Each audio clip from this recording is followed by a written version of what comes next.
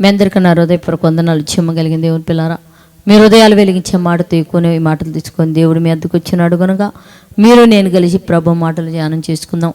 ప్రభు మాటలు ధ్యానం చేసుకోబోయే ముందు రాత్రి కాలం నుంచి మిమ్మల్ని, మీ కుటుంబాన్ని, మమ్మల్ని, సంఘాన్ని, భూమి మీద ఉన్న ప్రతి బిడ్డను జ్ఞాపకం చేసుకుని ఎన్నో మేలు ఉపకారాలు చేసిన దేవుడికి, మన ప్రభు మన రక్షకుడు యేసుక్రీస్తు వారి నామంలో శిరస్సు వంచి వందనాలు, స్తుతులు, ఆరాధన మన తండ్రి అయిన దేవుడికి యేసుక్రీస్తు వారి నామంలో సమర్పించుకుంటూ ఈ దినం మన ఆత్మలకు ఆహారంగా దేవుడు ఏ మాటలైతే నియమించాడో వాటిని ఒకసారి మనం ధ్యానం చేసుకొని దేవుని కృపచేత మనం బ్రతుకుదాం. దేవుని పిల్లలు చూడగలిగితే హెబ్రీయులకు రాసిన పత్రిక 10వ అధ్యాయం 6వ వచనంలో ఒక మాట రాయబడింది. దేవుని పిల్లరా, పూర్ణ హోమములను పాప పరిహార్థ బలులు నీకు ఇష్టమైనవి కావు, అప్పుడు నేను గ్రంథపు చుట్టులో నన్ను గురించి రాయబడిన ప్రకారము దేవా నీ చిత్తము నెరవేర్చుటకు ఇదిగో నేను వచ్చి ఉన్నానని మాట్లాడుతున్నాడు. దేవుని పిల్లరా, అంటే యేసుక్రీస్తు వారి ఈ లోకమందు ప్రవేశించినప్పుడు ఆయన ఒక మాట చెప్తున్నాడు, అయ్యా పూర్ణ హోమము అన్నాడు. మనం ఇళ్లల్లోకి వెళ్ళేటప్పుడు కానీ ఏదన్నా వివాహాలు చేసుకునేటప్పుడు దేవుని పిల్లరా, చుట్టూ గొంత తీసి చుట్టూ ఇటుక రాళ్ళు పెట్టి దానిలో మనం తులసి మండలు, గంధపు మొందలు, నూనె వేసి హోమం చేస్తుంటాం.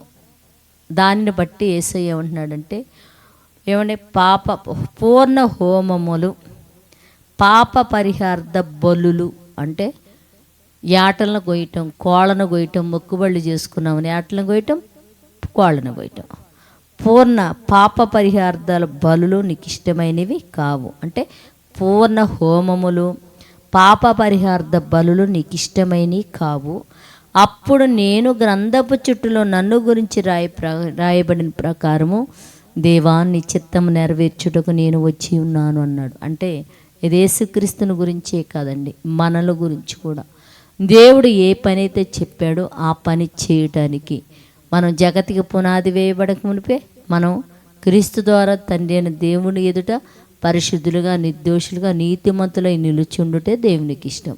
ఆయన ఇష్టం మన భూమి మీద నెరవేర్చాలని కానీ పూర్ణ హోమములు పాప పరిహార్థ బలులు మనం చేయకూడదు. కానీ ఆయన ఇష్టాన్ని నెరవేర్చి ఆయన మన పని ఏంటో మనం తెలుసుకుంటే నిత్య జీవాన్ని ఇవ్వటానికి దేవుడు వెనకాడేవాడు కాదు. కనుక పూర్ణ హోమములు పాప పరిహార్థ బలులు మానివేసిన తనకిష్టమైన రీతిగా మీరందరూ బతికేవారుగా ఉండినట్లు ప్రార్థన చేద్దాం.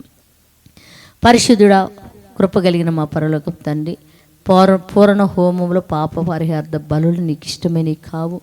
మాకు శరీరాన్ని ఇచ్చావు నాయనా, ఆ శరీరంతో నిన్ను ఆరాధించాలి, విశ్వాస గృహానికి చేరి నీ ప్రజలతో కలిసి నిన్ను స్తుతించాలి, గణపరచాలి, మహింపరచాలి తండ్రి. అట్టి మనసు నీ బిడ్డలకు ఆయుధముగా మీరు ధరింపచేసి చేయమని అడుగుతుందండి.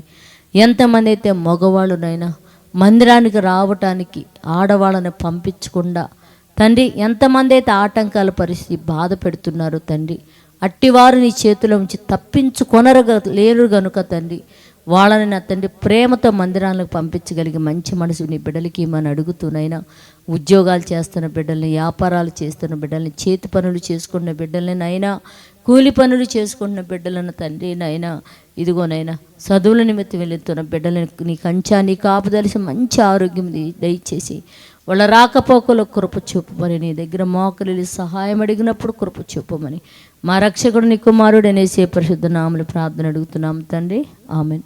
మీ అందరికీ నా హృదయపూర్వక వందనములు, ధన్యవాదాలు.